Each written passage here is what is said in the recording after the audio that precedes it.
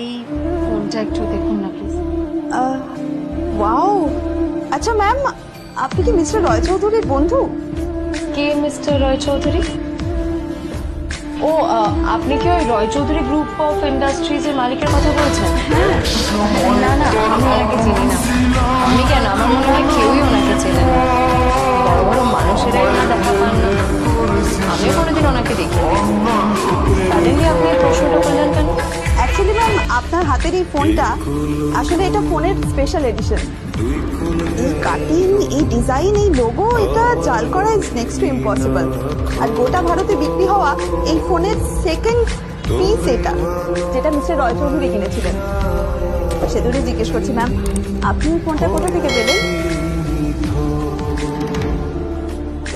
তবে কি নীলই মিস্টার রয় চৌধুরী, নাকি নীল এই ফোনটা চুরি করেছে?